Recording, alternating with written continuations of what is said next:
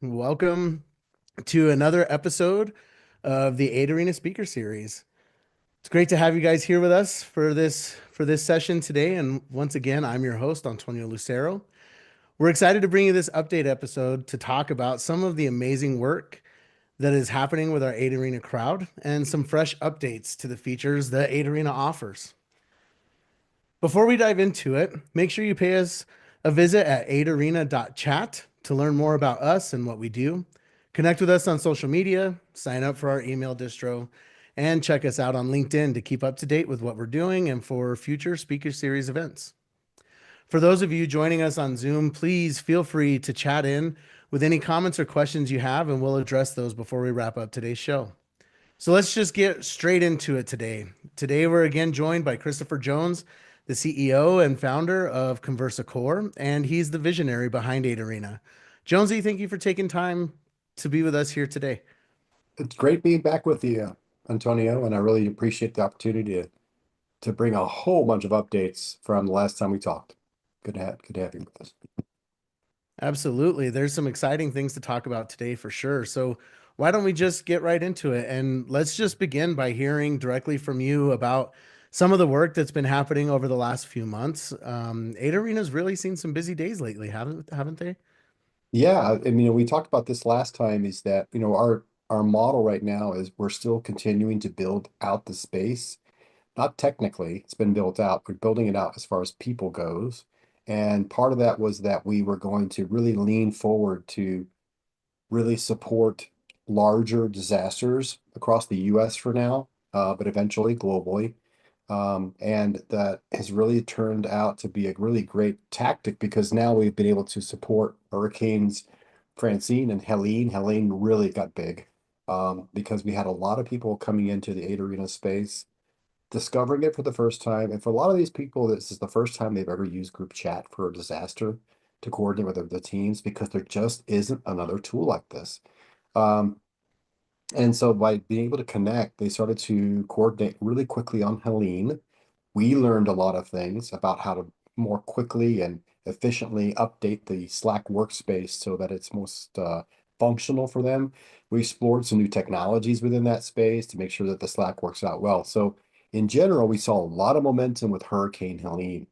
And that went from the response phase of the disaster now into the recovery phase, which gave us training, of course, is how to shape the crowd conversations from a currently ongoing disaster to this follow-on recovery phase, and then get ready for the next planning and preparation phase before the next disaster. So that was a great event. It's still going on right now, and we are making some great connections and bringing in lots of good teams. Here's what happened later. LA fires kicked off. This is in early January. So LA fires kicked off. We knew that this is a big enough one where you had to ramp up fast. And by the way, by ramping up, I mean in A Arena, we could turn on channels and activate and then get the word out in social media within a few minutes. So it's pretty quick. It spread quickly. We started seeing a lot of interaction between local people that were signing up from LA.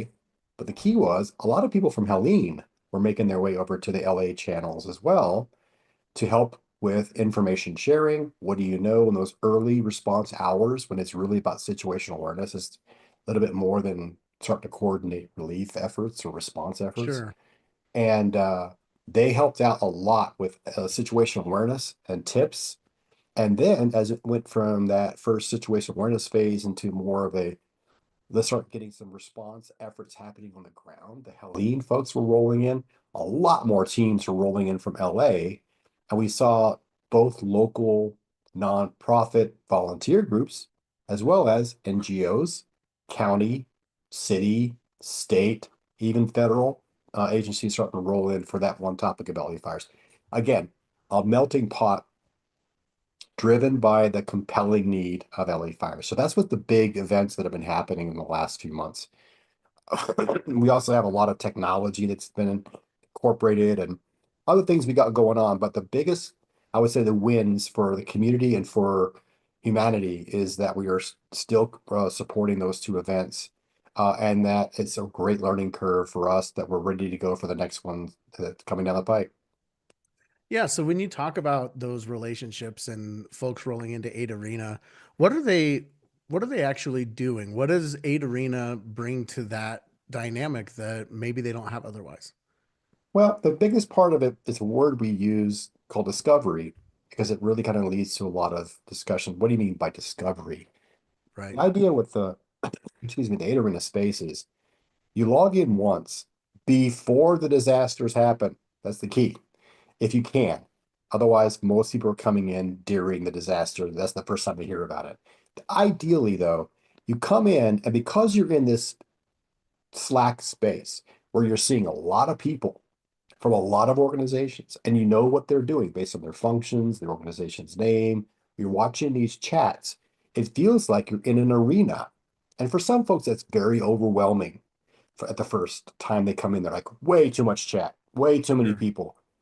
It's okay. Don't have to talk to everybody. Just find the people you want to talk with and start to get to know them now. Then when a disaster happens, it's a quick interaction.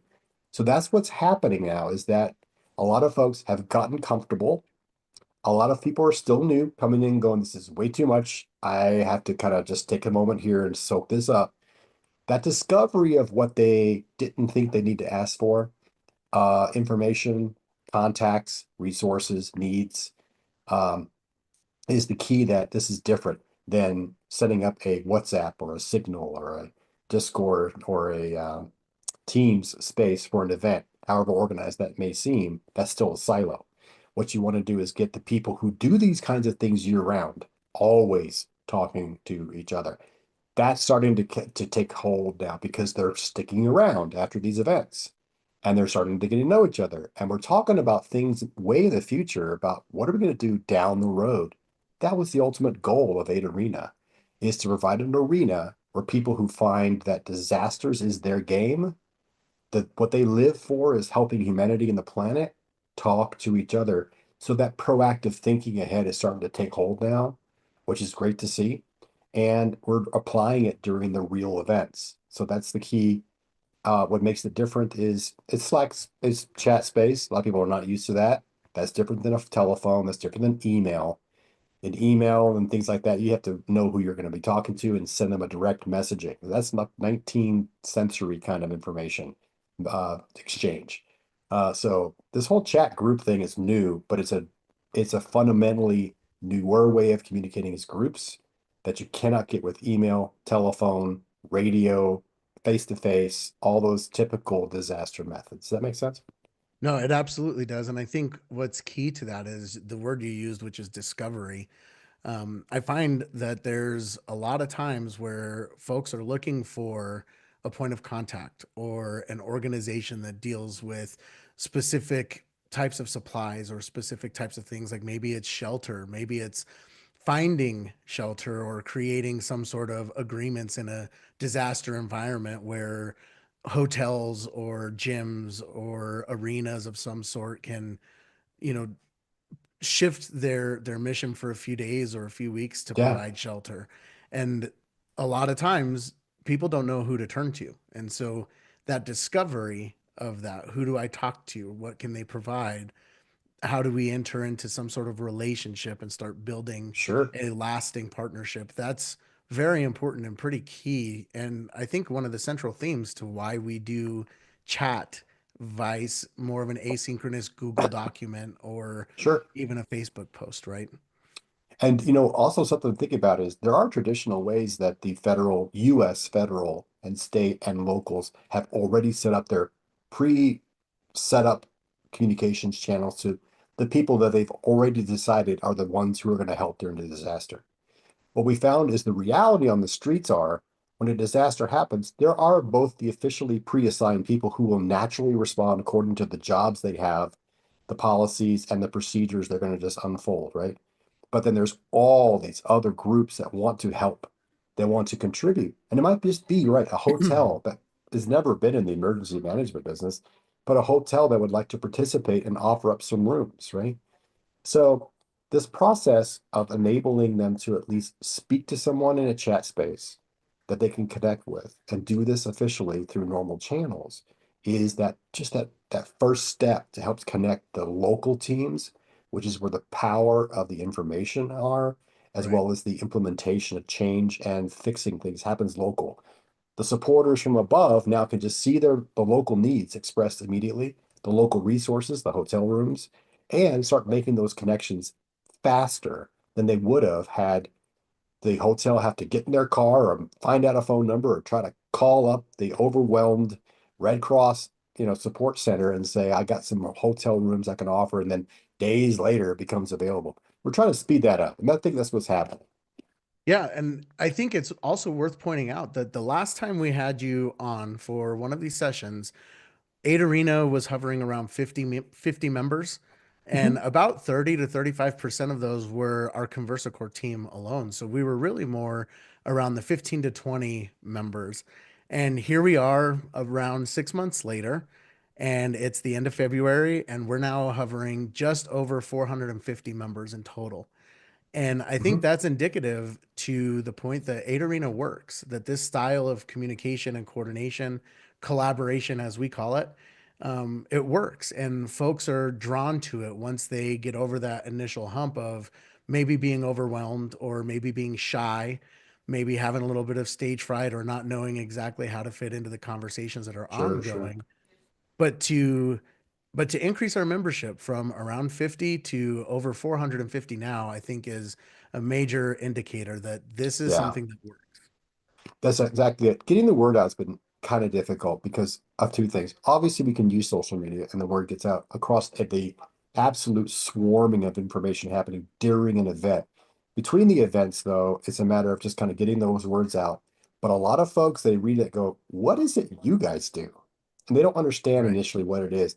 But once it's starting to catch on and people are telling each other, we've really seen an uptick in NGOs, formal organizations, state, federal, government types rolling in.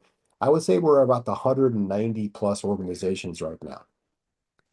Yeah, that's incredible. It really is. And those organizations, I want to point out for anybody that might be listening, are not just your state sponsored or federal type of That's right. organizations. A lot of them are what is labeled grassroots. So we Yes. have anything from, an organization that started just with a girl with a phone and grew into an actual organization during the Helene disaster, all the way to official state VOAD members, as well as some more state and federal officially recognized organizations. And so it really is, I guess, a smorgasbord, you could say, of the different types of folks that are showing up to aid in these disasters and learn how to work with each other and across platforms. Oh, you're muted, Jonesy. Sorry, we didn't get that part. Your microphone's muted.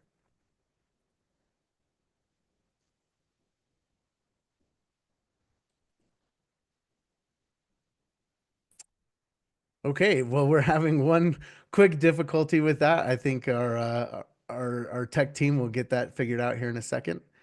Um, with All that right, being I'm said, back. though, oh, Yeah, that was just a lesson learned. Yeah, I never click the audio mute button when you can't unmute it yet. And you know that. yeah, So hold on. Yeah, so that's exactly the trend is basically as expected, people are generally learning who are using this space. What is it generally for? But then when they arrive, we have to still coach them a little bit on just because you logged in doesn't mean it's naturally just going to come. You have to give to get. So it means you need to open up with what do you got? What can you offer in resources? What do you need in resources and information and cooperation and collaboration? Or generally, what do you do? And how would you like to work with other people? And that's happening in various areas within the space, particularly in the tech side, the technology. yeah. And speaking of tech, let's talk tech. So I know there's been quite a few changes to the way that Aid Arena is hosted and the some of the features that come along with that for the members of Aid Arena. And there's even some exciting developments on the tech side by way of a web-based app and a Slack-based app. So why don't you just dive into that and start talking about, what's new? Yeah, well, so the original vision for Aid Arena was aid. You work a wildfire as a suppression person. You're doing resilience. You're doing environmental. You're doing anything that provides aid to humans and the planet that need help, right? So the idea is that you're either on the ground doing it with your hands, you're directly impacting humans and the planet directly, or you're their support system. And that support system comes in today's day and age largely informational. I need better information to help me do that thing on the ground better, which leads to the entire technologists, information people, corporations, others that are in that game. They don't do the hands-on, but man, could they ever help? That's the key. So we've seen a lot of groups that come in now, and individuals, by the way, that are very tech savvy, and they're like, how can I help? I'm like, yeah, you can help a lot. So what happened in Helene? We started to see what we always see during these events. People cranking up their own Facebook lists, Google Sheets, Excel spreadsheets, uh, Google Forms for collecting what needs to be done to help the people on the ground, what is available to help them on the ground, and how do we match them up, and how do we handle volunteers. Every cycle, it was over and over the same sad story of let's build it ourselves. So now the technologists in the Ada Arena are starting to talk to each other, and we're encouraging them to make this grand approach. You guys all know how data is handled. You know how tools are built. There's commercial companies in there, like Monday, are in there as well. And we're saying if the challenge is to allow people on the ground to be able to more easily handle the information side of a disaster, how can we help?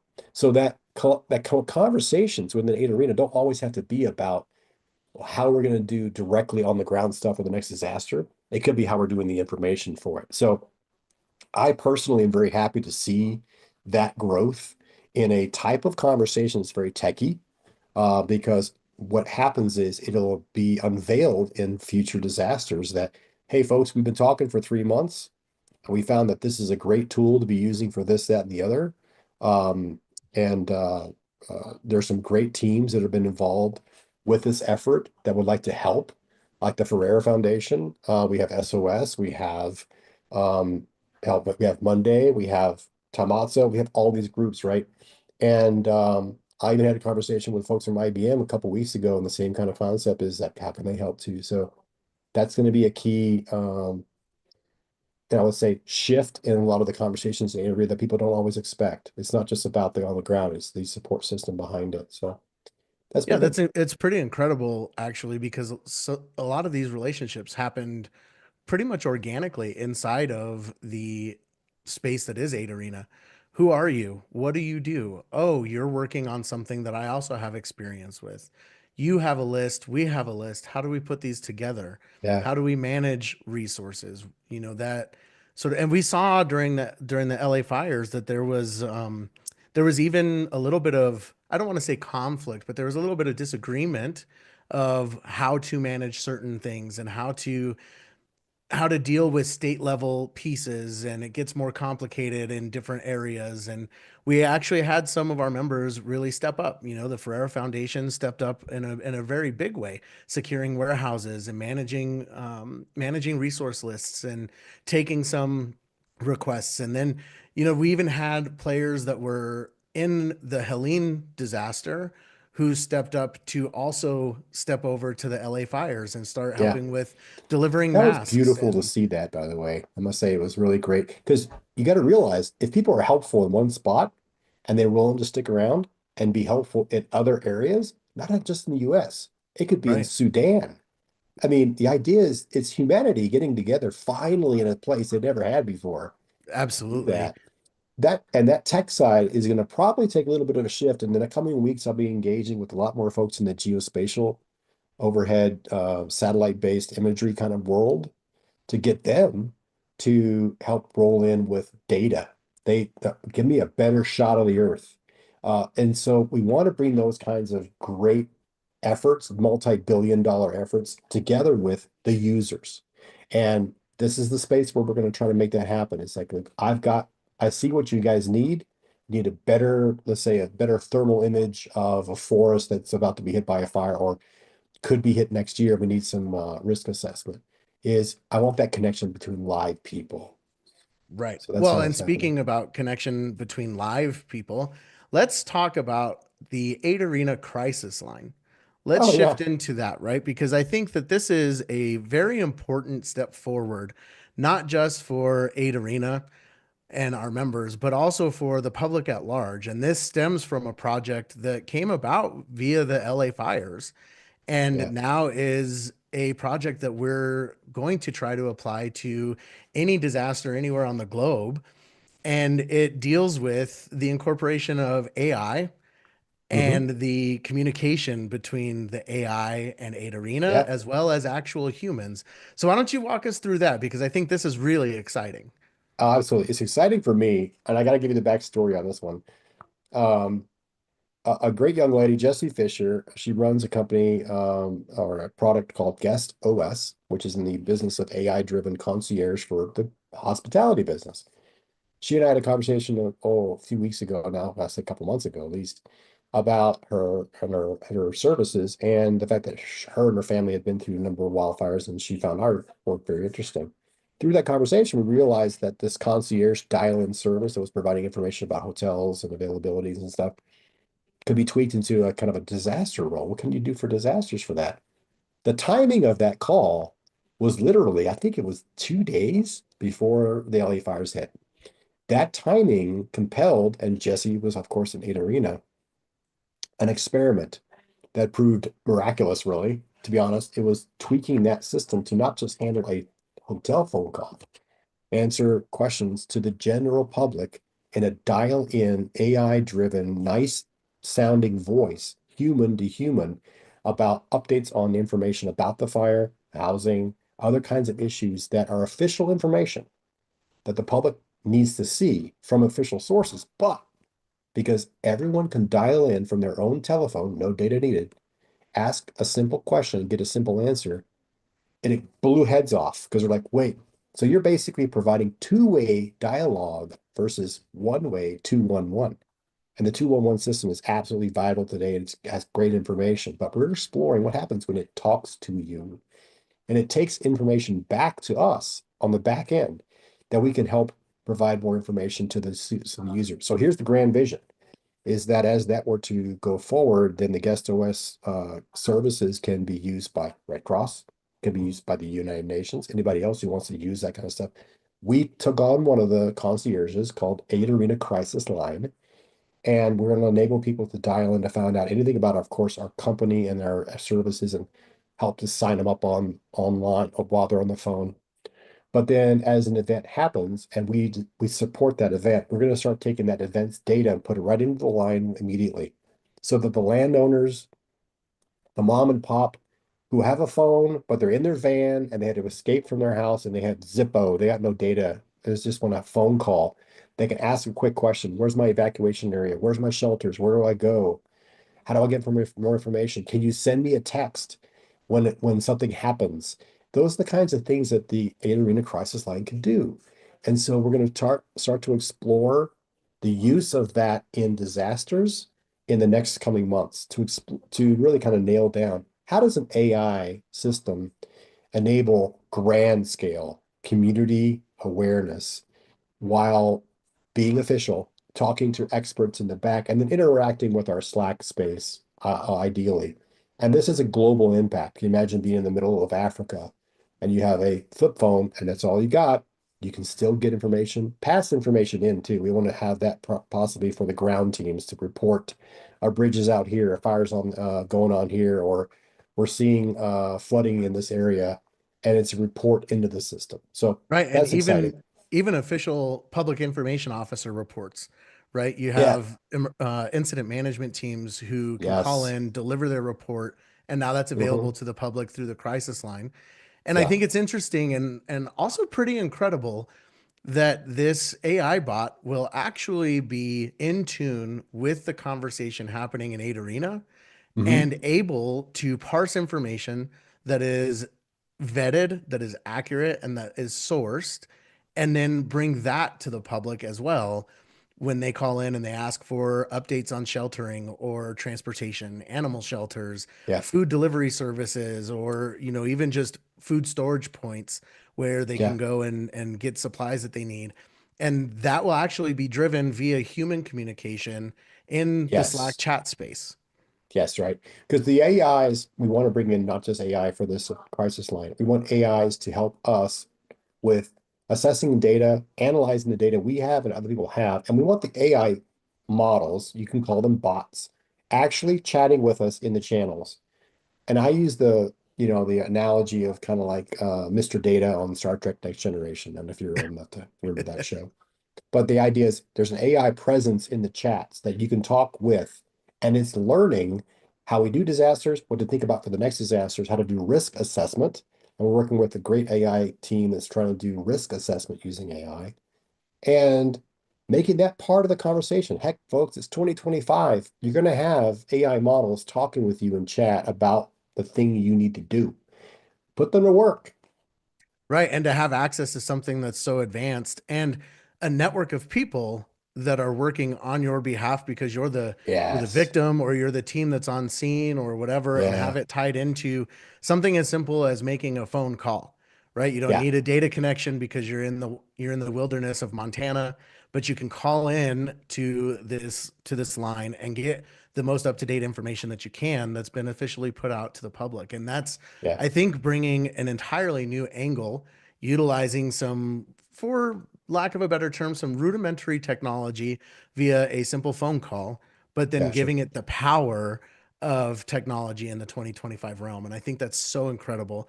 And on that note, I want to give a special shout out to Jesse Fisher for that and bringing that to us and helping us Absolutely. bring that and really bring it to the forefront, because I think that Mhm. that is really going to play a role as we encounter disasters in less populated areas and areas that are maybe not as technically advanced as the Mhm. United States or Australia might be.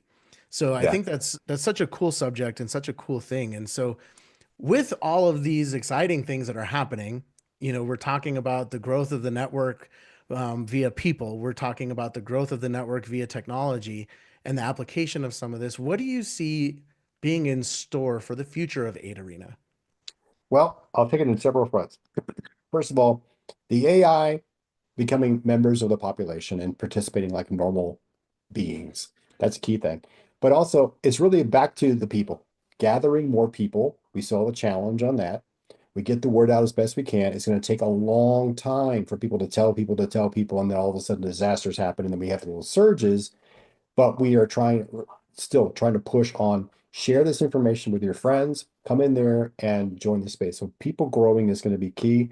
And that when that people growing happens, we're going to have bigger and bigger Slack workspaces. So the vision we had is that eventually we're going to transform our technology on the Slack side to the grid enterprise grid standard, which is the highest level of size, flexibility, capacity, and security, and enable not just your standard day-to-day conversations, but a lot more confidential and secure conversations, multiple different workspaces, handling thousands and thousands of groups, dealing with different disasters, crisis before, during, and after worldwide. That's the grand technical vision. But the key to that is before we get to that, we have to first build the vision of build the people side of it, get that growing, build the tech side, get that growing, the bells and whistles part, crisis line, and the aid base database to provide people information about this community, those are still going right now. Continue using them, get better at using them, and really helping the community make that big brain switch that says, I've got a space I can talk to people about to coordinate disasters, get the people who are officially coordinating disasters worldwide aware of there is already a grant funded space that you can get into and do the things you need to do. There's great technologists there who can help you with managing your information and getting it to your people. So that is going to happen in the next few months. Ideally, though, we are a nonprofit. We are surviving on grants. And so we are trying to make a big push this year to get donations to continue this effort and to make it survive and grow to enable the planet with better collaboration space. So we really need donors. And you can hit our website, conversacorps.org, and just hit the donor button and donate. And so we're trying our best to connect with both grants and official government and donations from different corporations. So that's our big push this year. Right. Well, and on that note, just a reminder to anybody that might be listening for the first time, hearing about us for the first time, these services are provided free. They're not subscription Right. based. There's no monthly fees. There's no maintenance fees. We provide these services for free, and with that, we have a team, a professional team that manages these spaces, and we have a facilitation team that is experienced and knowledgeable in the collaboration space, especially the chat collaboration space, who is there to help and assist members to develop those relationships, to maintain those relationships, and to help with that discovery, as well as the tech side of all of this. We have tech facilitators who are familiar with all of the tech that you've mentioned and are there to help at a moment's notice, almost at this point, 24 hours a day. Not quite 24 hours a day, but that is the goal. So I think it's really important to just remind everybody that we are providing this service to the members for free. Now, you mentioned AidBase, and before we get to the end of this here, I just want to plug AidBase. And so AidBase is our database for not only looking up maybe points of contact, but also connecting member to member. Can you kind of talk a little bit about that and what's in Sure. store and what's coming for that? Well, we have to thank the Gordon and Betty Moore Foundation, first of all, because they're our sole grantor right now. And they had a need to be able to support their wildfire resilience initiative with a database of wildfire organizations globally. And since we had already started a database of organizations that we wanted to bring into Ada Arena years ago, we advanced that database to now start to serve as a repository registry of wildfire of all types, plus other disaster kind of groups organizationally into a database that the goal would be to provide those interested in finding out who can I connect with to do something in those areas. That's the Wildfire Resilience Initiative, right? But also make it available in an easy way. So we're doing a couple of things. We're building an app for this database that allows you to query the database from Slack itself, internal to the channels, as well as on our website, to just simple querying. And then we're going to start continuing to advance that to do some complex things. And we organize all these organizations by their name, of course, where they work, what kind of area do they support, region, what sector do they belong in, nonprofit, government, federal, international, blah, blah, blah.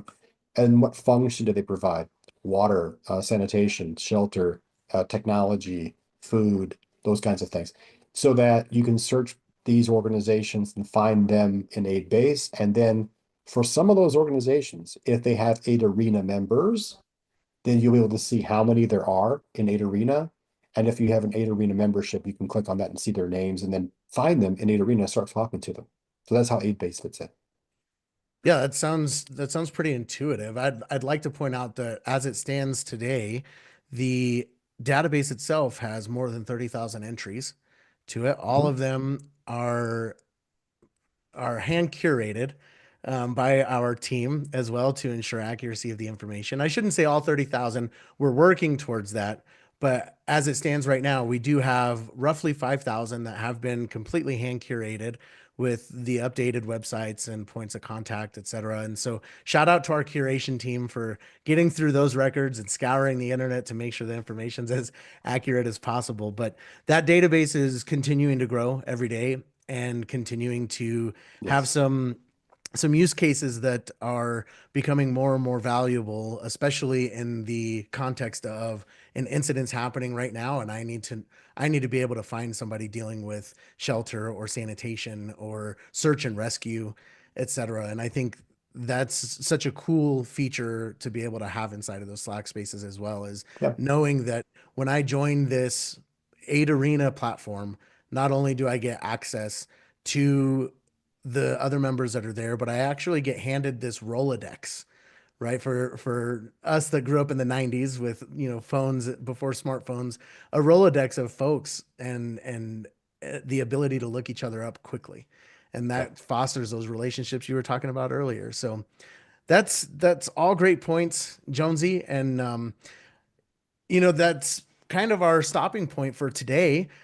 I Hmm. think we got through quite a bit of information here, and you really walked us through some new and exciting things that are coming, as well as what we can look forward to in the future. And I'm so excited to be part of this team, and I really thank you for being here, Jonesy. It's Oh, sure. incredible to be able to have these conversations with somebody who has such a vision and the 35 years of experience to back that up. And we really appreciate you taking Well, time out of your day to be here.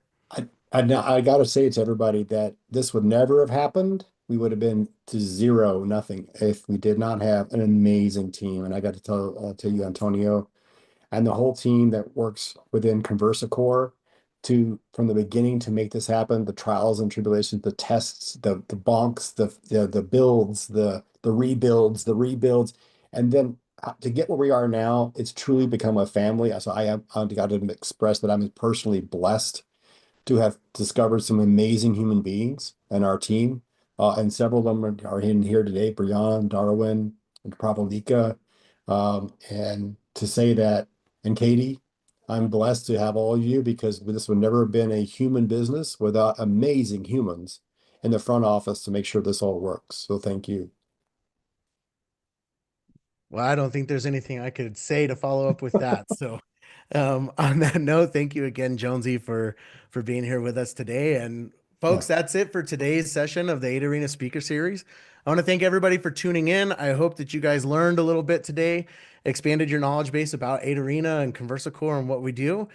We really appreciate the effort and all of the energy that our 450 plus members put into Eight Arena every day, the work that has been done to help those in need over the last few disasters that have come around, such as Hurricane Helene and the LA wildfires, has just been absolutely inspiring and incredible. And the work you guys are doing and seeing you guys discover each other and then get to work has been nothing but inspiring. So thank you to everybody out there. Once again, just a quick shout out to the Gordon and Betty Moore Foundation, because without them and their wildfire resilience initiative, none of this would have been possible. So thank you again to the Gordon and Betty Moore Foundation. Be sure to check us out on social media, follow us on LinkedIn, keep up to date with us, keep up to date with future Speaker Series events where we plan and intend to highlight some of our members and what their efforts are and what they're doing. So once again, I'm Antonio Lucero, and we'll see you next time.